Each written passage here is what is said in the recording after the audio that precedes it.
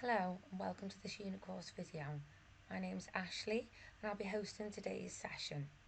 This session's topic is understanding the management role to improve management performance, and it's based on Unit 400. Now Unit 400 can be used within both levels of the qualifications that we deliver on level 3 and level 5 for the certificate and diploma. So some might complete it at the end of their qualification for the level 3, and some might complete it at a starting point for level 5 qualifications. So what I aim to do in this session today is break down the elements of this unit and be able to give you some hints and tips on how to complete the assignments. Okay, so the starting point for the unit would be to enter Moodle, the unit choice on Unit 400, and open your unit specification. Now this is important for any unit. It's the first thing that you do. Should open the unit specification and break down what the learning outcomes are and what the assessment criteria is. The assessment criteria is obviously the questions that you need to answer in order to complete all of the sufficiency descriptors within the marking sheet. So the assessment criteria on this unit is split into 3 learning outcomes.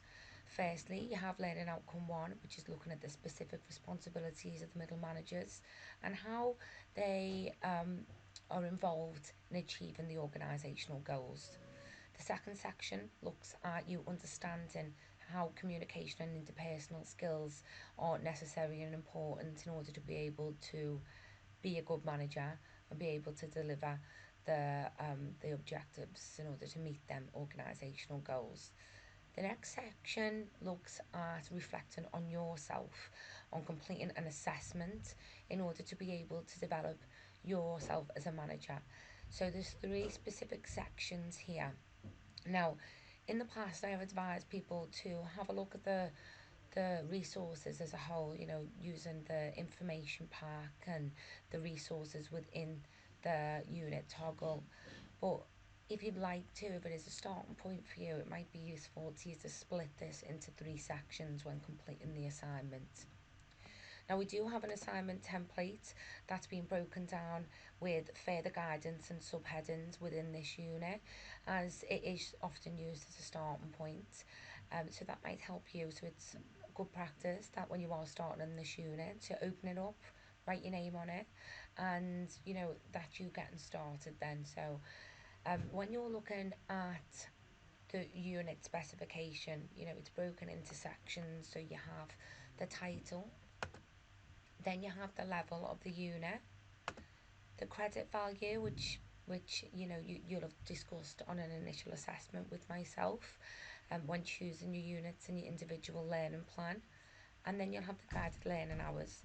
Now, as mentioned to the learners on the initial assessment and on induction, I will have informed you that the guided learning hours should really, you should disregard them. Everyone learns at different speeds and researches at different levels and writes in different ways, so don't worry at all about the guided learning hours within the specification.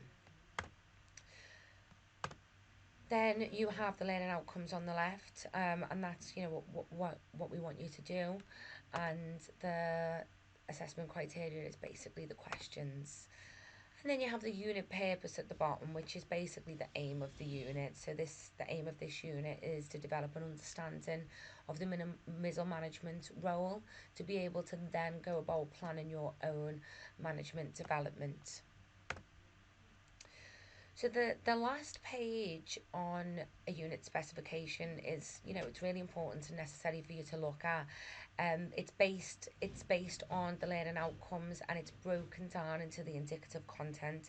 Now, in order for you to be able to get a good pass, you should be researching all of these areas and including elements of it within the answers within your assignment. Now, we develop the information packs based on the indicative content. We develop tasks and incorporate templates and challenges and questions based on this indicative content to be able to help you to build on your knowledge and understanding within these areas before you tackle the assignment. So it is useful for you to be able to, go away and have a little research on all of these areas, but read the information pack first. So it allows you to understand what research you need to do, and you can see exactly what's expected of you, and you can also be able to think about the logical sequence in order in which you answer the questions as well.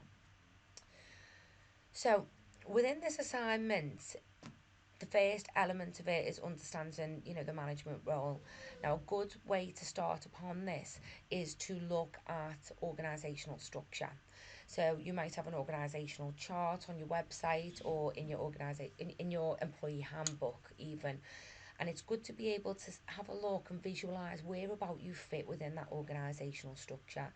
Now, past learners, that have started this course with tunnel vision.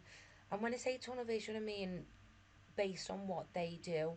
So they may have a department on, a marketing department, for example, but they may not fully understand where about the administration department fits within what they do. They might not see the organisation as a whole. And I always think it's good to be able to visualise where about that you fit within that organisational structure and what your purpose is within there in order to be able to achieve the organisation's vision. So think of yourself as a cog within a big machine, and in order for that machine to work efficiently and effectively, you have a part to play. So looking at the different organisational structures is a good way for you to be able to see where about you fit, but also how the organisational structure works well for you in your business. So the function of an organisational structure is to not only allow for you to be able to see the chain of command, but you just consider it as the backbone for strategy, for any activities, for communication within the organisation. And I've noted down here that you can look at the power and responsibilities that are assigned and how information flows between the different levels. You can also consider, disciplines and, who's in charge of who and how people have to work alongside who as well. So thinking about that as the function, the structure, there can be many different types of organisational structure depending on the organisation's size or, the function of that organisation or the industry in which it works. So an example, a quite an unusual organisational structure that I came across a couple of years ago is we had a learner who worked with United Utilities, and they had two separate structures, one for wastage water and one for clean water. You also have, different types of structure, such as a hierarchical structure, one of the most common actually, and that usually has, a structure and a really good chain of command. But a downside of this is, sometimes you might need, say, like the third or fourth, panel. So you might need the financial director, for example, to approve a an incentive for the operational unit staff at the bottom, and that could take time to funnel up the chain of command before it's approved to come back down. And if you've got a target that needs to be hit by the end of the week or by the end of the month, it can be sometimes quite difficult. Also, when you think of maybe the CEO needs to approve, quality standards, for example, that could take time to happen. So information can get, stuck in between, and, it can cause bottlenecks. But usually the chain of command means that the only person that hasn't got somebody overseeing them is the shareholders or the CEO or the person that's at the top of the hierarchical structure. And this works well for larger organisations. The next structure, a horizontal or a flat structure, is usually useful when companies are starting up, and sometimes it's the case that people keep this structure when the company is expanding, and it should be reviewed as the company is expanding. Is it still working? Is it effective? Do we need to change our organisational structure in order to make it effective? Some of the key points to this is it has hardly no levels of management, so it's quite easy to communicate between different departments. It can improve coordination and speed between employees as well, and it can have a positive effect that it elevates the employee's responsibility to allow them to take their own initiative. So, for more innovative thinkers, or for more of a creative workplace, it would work well. So then, once you consider the organisational structure and you're considering the higher level management, you need to then consider strategy. So, how is strategy formed? So, basic idea of strategy is, the organisation will be based on vision and mission statements, and what they are is they're inspiring words that are chosen to convey a strategic direction for that organisation. Now, this vision will then, maybe every 3 years, the senior management will get together and they will decide upon organisational goals. Now, there may be long term goals, there may be short term goals, and they could be in relation to profitability, growth, customer service, depending on industry. They can be quite general statements of desired outcomes, basically. And then from the objectives will be, more specific, sorry, from the goals will be more specific objectives.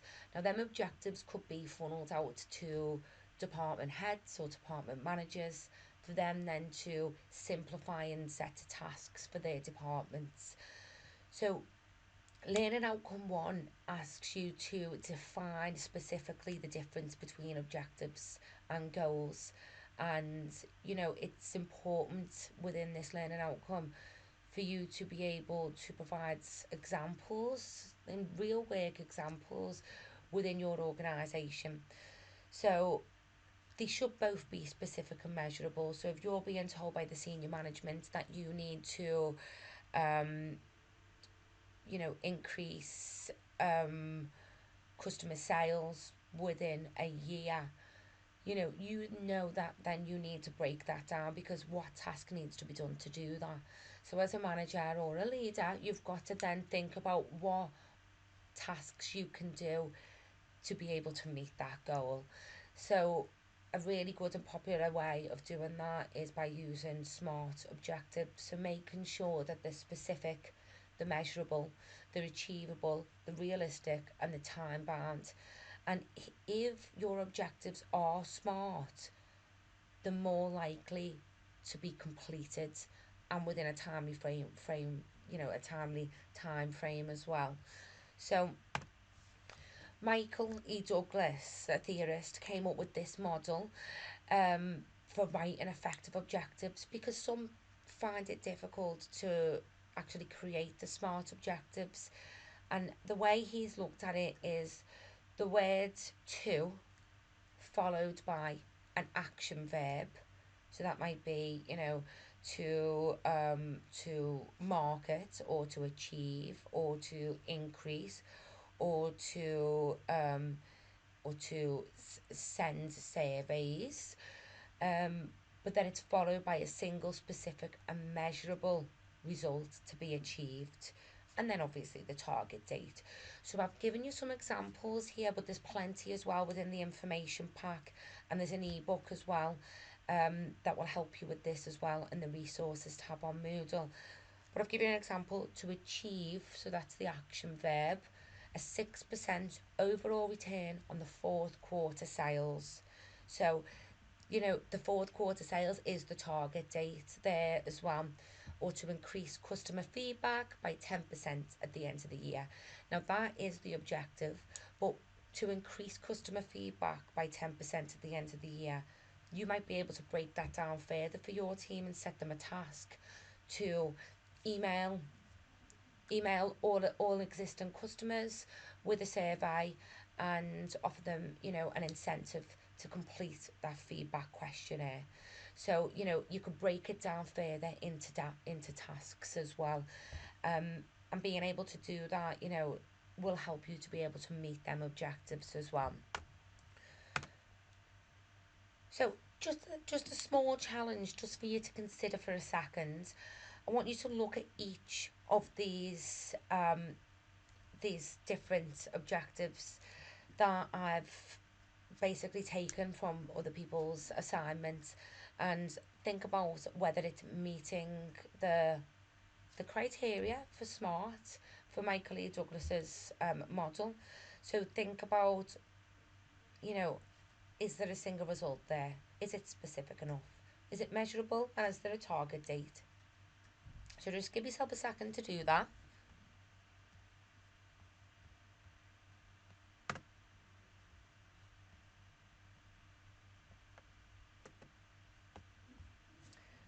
So hopefully that you will have realised that the first one, there is no target date. So to triple sales of Lexus cars in Europe, if they said that by the end of the year, then that would be a smart target. So the second one, it isn't measurable. There's no measurable outcome for you to be able to achieve that. The third one, it's not specific enough to increase revenue in 2009. That might be a goal, but it's not an objective. Then four will be there's no single result for you to be able to measure it upon. And then the fifth one, it isn't specific enough again to write objectives within 2 weeks about what, you know. So think about how you can make your objectives smart, and think about when you are looking at learning outcome one, how them objectives are working towards meeting them goals. Now, if you want to aim for the good pass on this, you need to be able to show that you can see the link between day-to-day tasks to objectives to goals. So consider if, you know, I was working on the marketing team. Let's use the marketing for example again, because most organisations will have some sort of marketing or sales teams. If you were working on the marketing team, and or your marketing supervisor or a leader or a manager, and you think, well, I've just set them a task to update LinkedIn once a week with any promotions for us, how does that lead to the organisational goal? Think about what it connects to, and you might want to speak to a senior level manager to be able to see the strategy. They might have a strategic plan that you might be able to look at. Also with bigger organisations that have really good websites, you might be able to see it on there. So for example, Sainsbury's has a full strategic plan with their goals and objectives, and it clearly links to their organisational values and the vision of the organisation. So you can even just have a look at theirs for an example as well. So the next section of learning outcome 2 looks at communication and interpersonal skills that are necessary for a manager to be able to fulfill their role, to be able to, you know, help and support their team, to be able to complete their tasks, their objectives in order to meet their organisational goals. Now think about, you know, what can what can get in the way of you being able to perform um, well as a manager, really, and what barriers can stop you from being able to communicate them objectives and be able to meet the outcome. And it might be that it's a physical barrier, such as recently we've had an extension within our office, we've expanded, and we've had some issues with the internet because the Wi-Fi has been getting transferred over, and obviously there's been building work going on, so sound has been a physical barrier as well. So you think about ways that you can overcome, so strategies to overcome them barriers. And you know, that's one of the interpersonal skills that are necessary for a manager: problem solving and being able to think on your feet as well. That, you know, that's a really good skill to have as a manager. Now think about ways in which you can overcome these barriers. So for example, you might have a couple of people that are working remotely, which is, you know, obviously more common these days, and you might be using Zoom.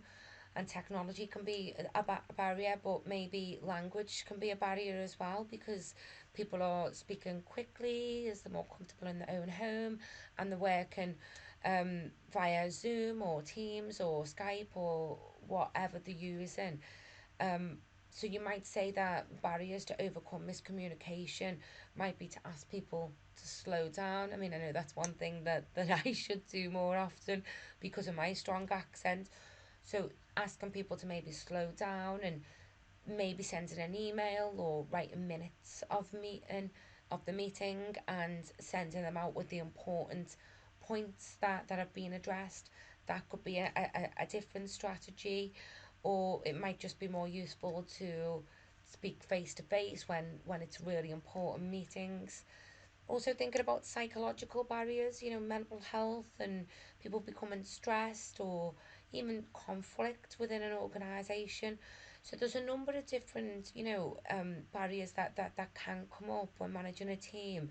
And for this point, one of the main things to clarify is making sure that you're looking at two strategies to overcome that barrier. If you do that, you when you're looking at the marking criteria, you'll see that you need the two dissimilar strategies to overcome that barrier in order to pass this section. So moving back onto the role, obviously overcoming barriers and having good interpersonal skills and, good communication skills is really important. But remembering that, middle managers are usually the busiest in the organisation. They're usually the bridge between senior management and lower level team, and the communication between everyone in the organisation.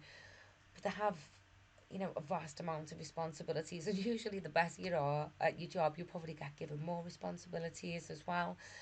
But here's just some of the examples of the responsibilities. Looking at resource management, having the right people in the right place at the right time is essential, in order to be efficient and effective in your role and with your team.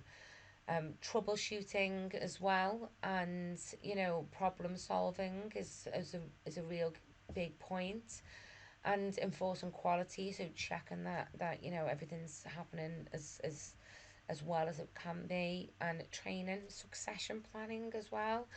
So there's a range of different responsibilities, and the role of a middle manager can extend and become become more vast and more bigger, really. But just remembering that you're informing within learning outcome 2 of the responsibilities in order to be able to create a bigger output than the input that's initially put in. So just going over the interpersonal skills that I feel are probably the most important, but you might feel that you have different interpersonal skills that are useful within your industry or your organisation. But mainly active listening is probably one of the key points. And where team working, and making sure that you're questioning to make sure that you get into the root cause of problems in order to be able to solve them problems, and also negotiation, persuasion, influencing, and being able to be empathetic as well, and enforcing and portraying a positive body language is essential as well, and making decisions that people are confident in as well. So having that assertiveness as well is also important within the middle management role. Now, learning outcome 3 is about assessing yourself and your role as a manager, and it's specifically asking about you. So any question that asks for an assessment, you will be required to attach some form of evidence that you have actually assessed something. Now, this asks you to assess yourself. So one of the key points that I ask people to look at is to, complete a self-assessment on yourself. Maybe complete a SWOT analysis, which looks at your strengths, your weaknesses, your opportunities and your threats. but you can also get feedback from others. If you want to go for the good pass, you want to make sure that your assessment is comprehensive. So when I'm saying comprehensive, it's looking at it from a few different angles, okay? So maybe you might use a past appraisal or a review, or you might even look at your, your job description and weigh it up as to where you are and what you're doing as part of your role. The 360-degree questionnaire is a template that's actually on Moodle, and it's a great thing to use. You can get it completed by your manager, your the subordinates, the people that you're leading. You can get it completed by a colleague, and it will give you a full rounded view on yourself basically, and then you can use the feedback and the information that you've gained from the assessment, and be able to think about how you can improve on your performance following from that. So you can then look at adding them into a personal development plan. Now I think we've got 2 or 3 templates on Moodle, but you might already have a continuous development plan, personal development plan. Part of your appraisal might have set KPIs in it with key performance indicators that you need to move forward with. So you might want to add it to that.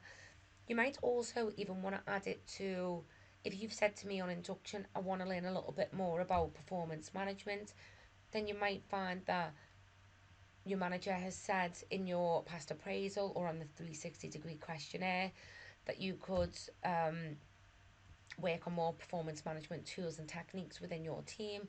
Then you could add that, making sure that anything that you do add to a personal development plan is smart. So you're making sure it's specific. You're making sure that it can be measured by maybe a certificate or a completion of a unit, or if you're doing maybe a CPD within the workplace, it might be health and safety at work that you have to complete every year. It might be that you're doing first aid at work that you have to complete every year. I mean, one of my learners in the past actually put a few personal goals on there. One of them was to pass a driving test, so in the future she could go for a job, a promotion where she needed a car to be able to do that. So it just depends on what your goals are, but considering making sure that they are time bound so you can always work towards and that's and making sure that you're monitoring it, and that's what's going to get you the good pass. If you're putting priorities on your personal development plan, and you're putting whether it's a short-term or long-term goal, or whether you're putting an exact date, or if your manager's going to be monitoring that, then they're the type of things that's going to get you the good pass within this section. Moving back to the assessment criteria. Now this is a snippet of the assignment brief. So once you've looked at the unit specification within the toggle of the unit that you're working on, unit 400 in this case, you will then be moving on to looking at your assignment brief and the information pack. Now some people choose to print this marking sheet out and write notes on it and tick off when they've completed certain sections. You can do that, but just making sure that when you've finished your assignment, that when you're proofreading your assignment, that you can then look through and say, well, have I made a clear definition between goals and objectives? If you haven't, or you're not sure, break it down into subheadings, make a table if you'd like to. If it's asking you for 2 specific things, like one point of one of the units asks for the effects on individuals and a group, so you might want to break it down. And remember, on this criteria, it will tell you if it wants 2, for an example of 2 tools or techniques, for example, for a pass, or it might say a range for a good pass. It might say implicit information for a pass, or explicit. Explicit basically means you just want more information. It might ask you for justified recommendations. If it's asking you for that, then you need to be researching areas and proving why that recommendation is justified. If it's asking you for a comprehensive assessment, as I mentioned earlier, not just one assessment, you're going to be looking at it from a couple of different angles. So yeah, make sure you're using this marking criteria before you submit, so you can then confidently submit your assignment. Also bear in mind the number of points that you can get for each unit. So for this one specifically, if you can get 12, then bearing in mind how many words you need to write for that, if it's worth 24 marks, you know that you're going to have to be providing more information. You might need to do a bit of research on theories or models or something to be able to back up that answer. So always aim for the good pass. Always. So if you do miss out on anything, then you're going to fall into the pass criteria. And that concludes this video. Just a couple of things. If you're doing this as a first or one of your final units, you can always still contact me to break down any questions or to give you some advice if you're on the right tracks. You can also you can also rewatch any of the videos on the playlists. Like there's a video on assignment guidance and meeting the higher grades, which might help you with your assignments as well. And yeah, remember to use the marking criteria. ILM is so transparent in the fact that they let you see this. So mark it yourself before you submit it, and then you can be confident if you've met all the criteria. Thank you for watching today, and that concludes our video on understanding the management role to improve management performance. Thanks.